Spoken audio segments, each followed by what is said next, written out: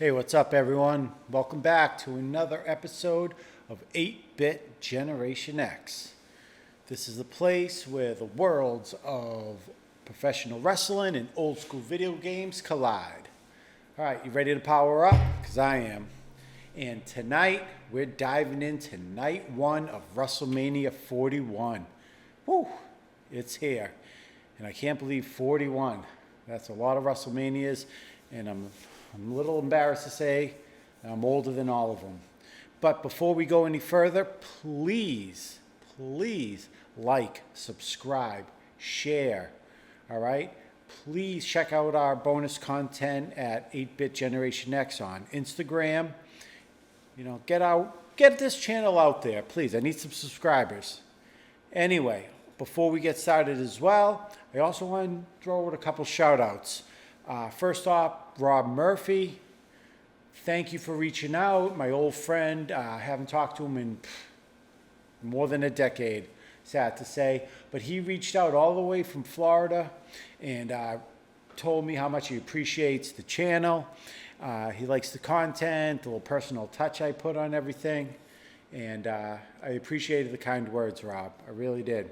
Rob's an old buddy of mine. He moved to Florida towards the end of middle school, I'd say. And, up here in the Northeast, just north of Boston, Florida seems miles and impossible to get there as a seventh grader. He might as well move to Mars. So we lost contact, but we reconnected in our early 20s here and there when we could. But anyway, Rob, appreciate the comments. You could reach out and message him at Wheels with a Z _1978. He's a big wrestling fan. I actually watched WrestleMania 7 at his house way back when, and we watched Hogan beat that turncoat Sergeant Slaughter for the title. We saw the Hart Foundation get screwed out of the titles. What was the big match also? Savage and the Warrior in that retirement match.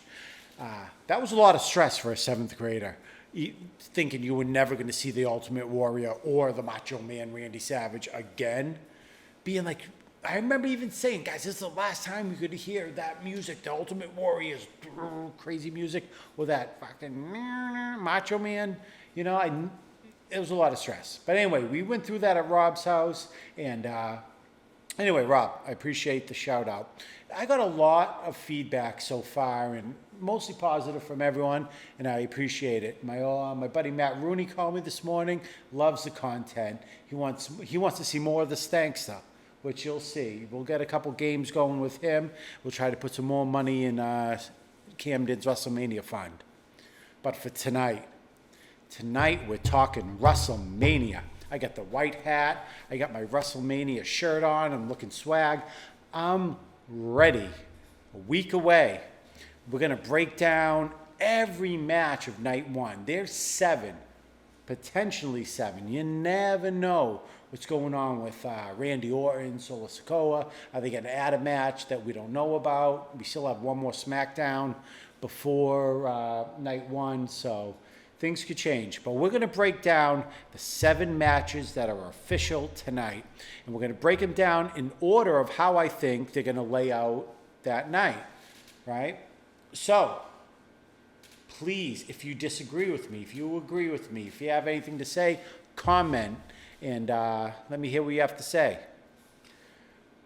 And I'll be honest, when I was breaking this card down and I was doing my research, I even said to my son Camden, Cam, night one, it feels weak. It feels like it's not a WrestleMania. It feels like this should be like Judgment Day or some pay-per-view in May. I don't know. But then I started getting into it, and I was like, you know what? 7 matches. Give all the performers the time they need to paint the canvas, if you will. And I think we're going to have some bangers this night if they book it right, and I have confidence that they will. But here's how I think it's going to break down. I think the show is actually going to open with the World Heavyweight title.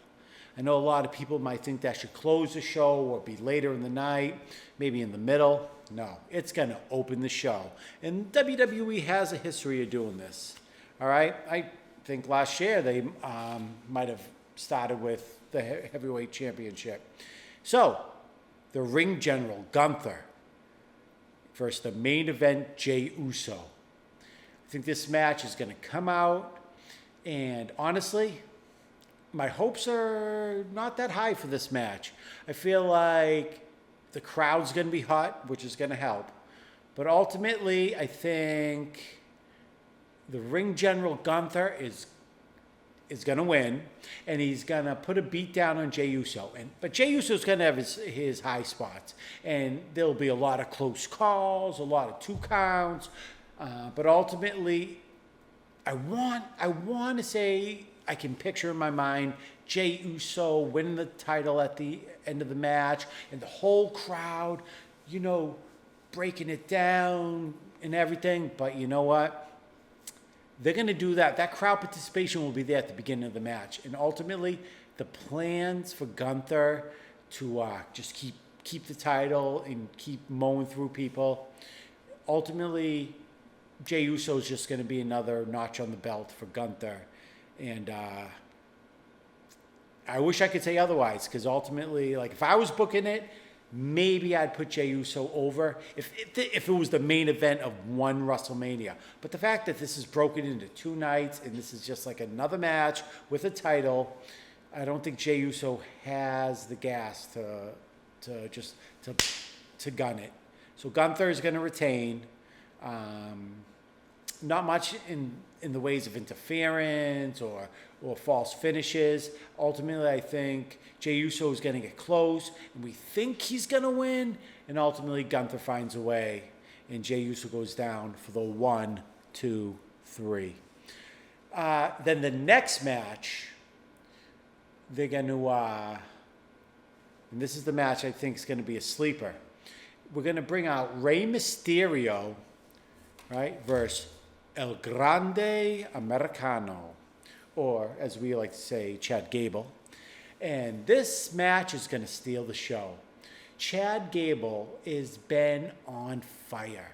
He has entertained us more than anyone. And I appreciate the gimmick with the mask. Everything he does, it's like old school Kurt Angle when Kurt Angle was funny, when it was a comedic Kurt Angle and not so just intense Kurt Angle. Oh, Chad Gable is literally, I would put him on the top echelon of WWE superstars right now. But ultimately, with that being said, how this match is going to play out, it's just going to be a lot of high spots, a lot of Rey Mysterio trying to remove the mask, maybe Chad Gable trying to remove the mask, and a lot of interference. We're going to have a lot of outside interference from LWO, and of course American Made, Julius and Brutus Creed. The Creed brothers are going to get involved, and it's going to be a lot of schmoz, a lot of just mayhem.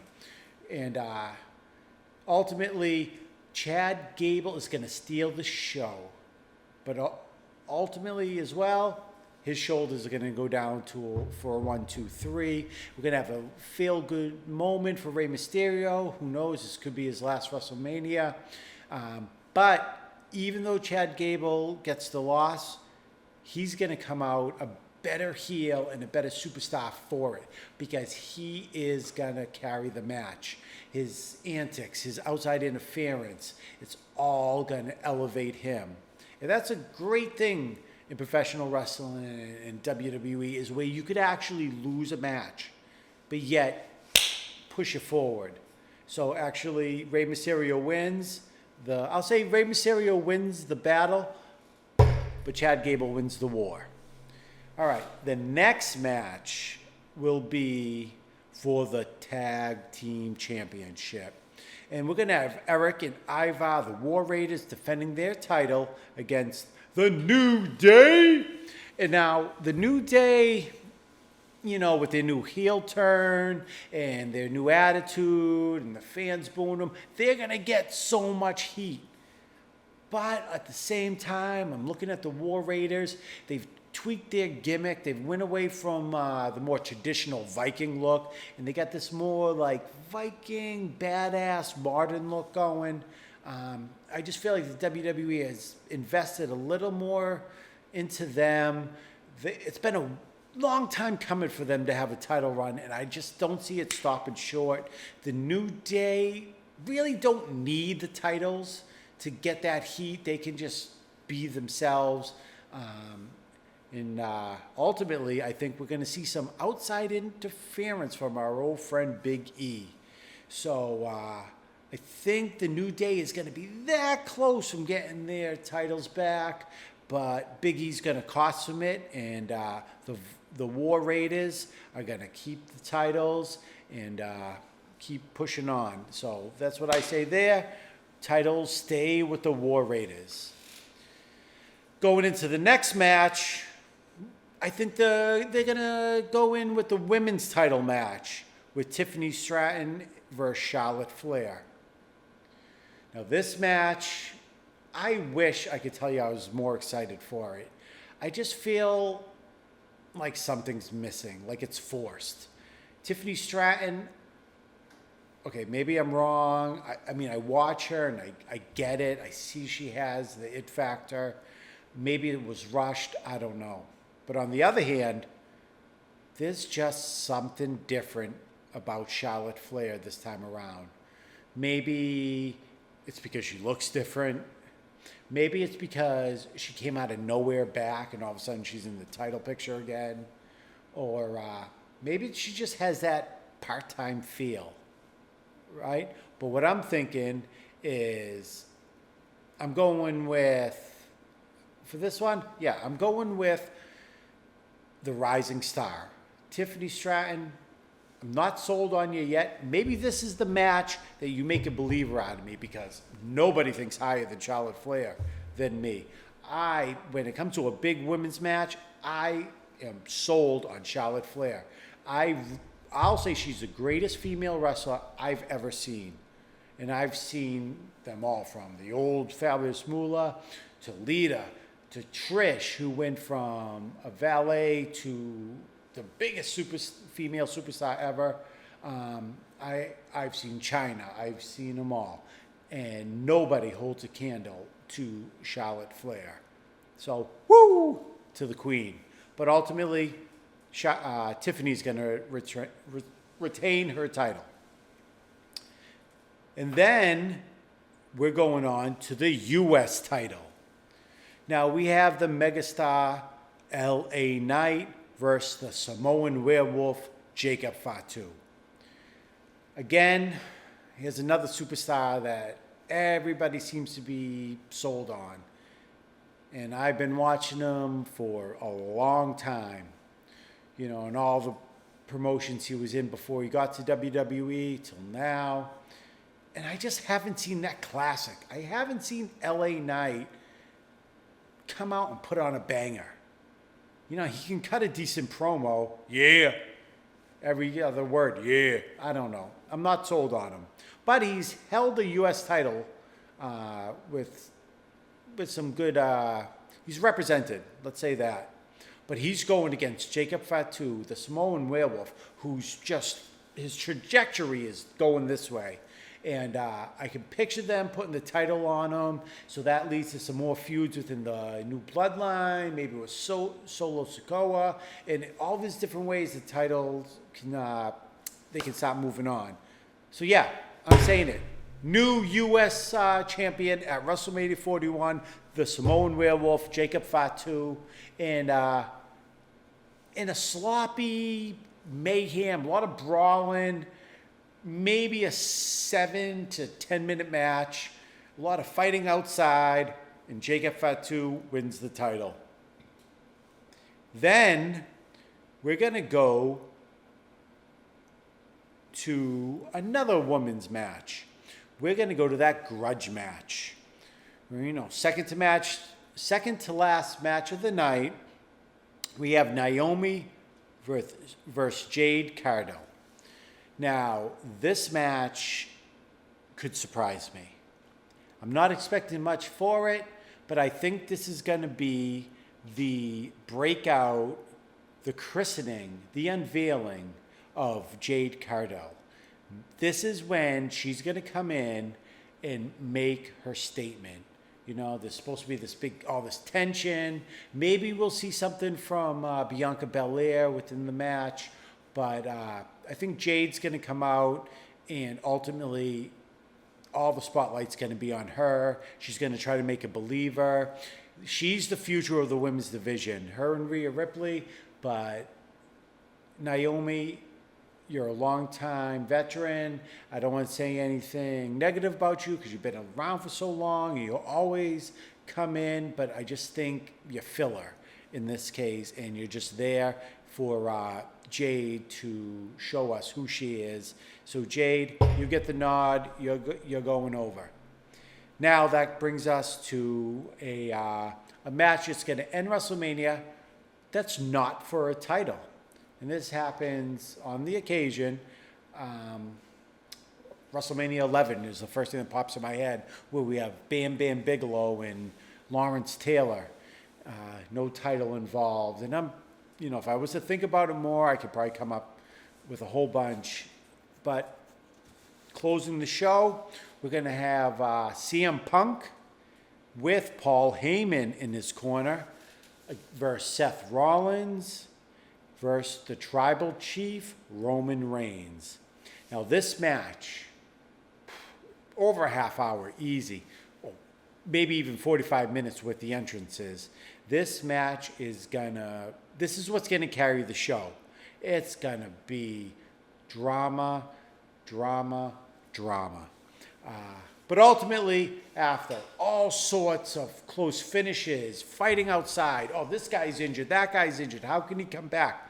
I can picture Seth Rollins carrying the match for a while with a lot of high spots, Roman Reigns, Superman punching and spearing, again, close finishes. Paul Heyman is going to be torn in that corner.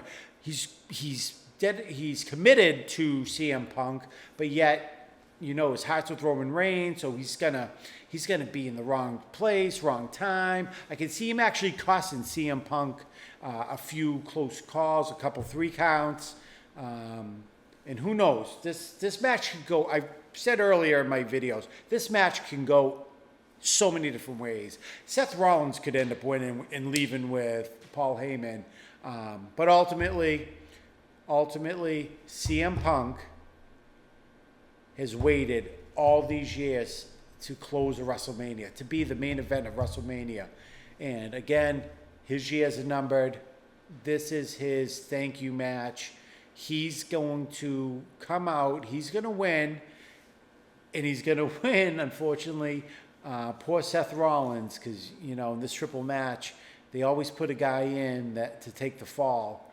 And with that tension between CM Punk and Seth Rollins is going to be the one who takes the 1, 2, 3, which continues the feuds down the line, because now he's going to want a match with CM Punk. Roman Reigns is going to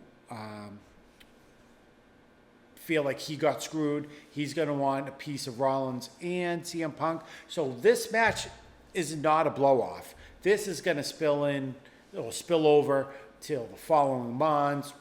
We're going to see a version of this match at SummerSlam and beyond. Also, The Rock is in town. Don't be surprised if The Rock somehow has his puppet master ways with this match and he gets involved. Something with Roman Reigns, just because I can't picture Roman Reigns just being in this match and not being the winner, not being involved in the pinfall. It just, something's off. Something's coming in this match. I can't articulate it exactly what it is, but something's happened in this match that we're not seeing. All right, so there's my breakdown of WrestleMania 41's Night 1. Maybe tomorrow or the next day we'll break down Night 2. Which I feel is going to be the better night. I'm looking forward to both nights.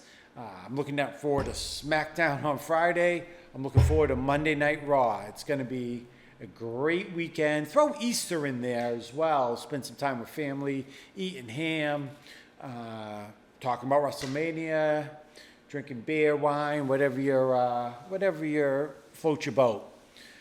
So anyway, that's the breakdown. Comment.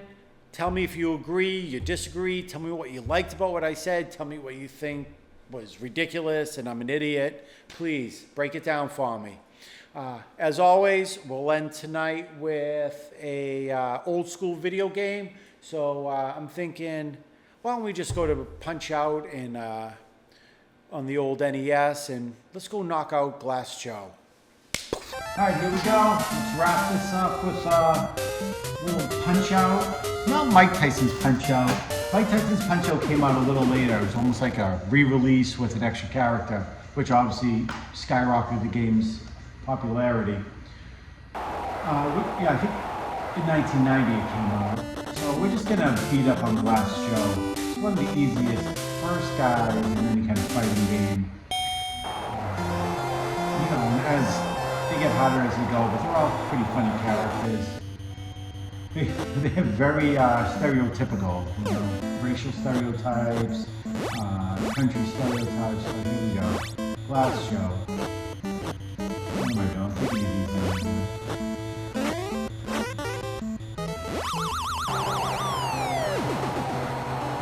He sees the I haven't played this in a while, so if he sees the second round, he'll be embarrassed.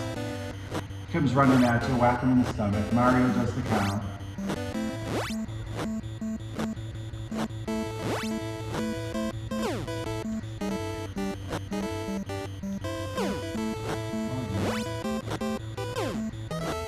Let him throw a punch.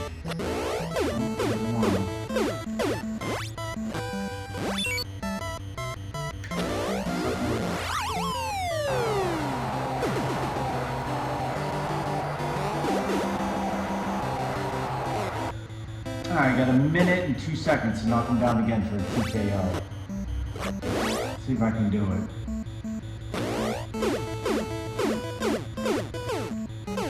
Oh, we got him shot in. Rare. You may see the second round.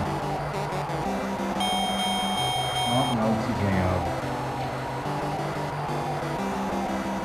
Big victory for Little Mac. Next time we'll pick up on Don Flamingo, I believe is the next guy. Take a quick look and then we'll wrap it up. No, Von Kaiser. I stand corrected. Von Kaiser, the German with the mustache. So again, like I said, stereotypes. Now we got the evil German. You gotta love the 80s. Gotta love old school video games. All right. Check us out next time where we're going to be looking at night 2 of WrestleMania 41. Peace.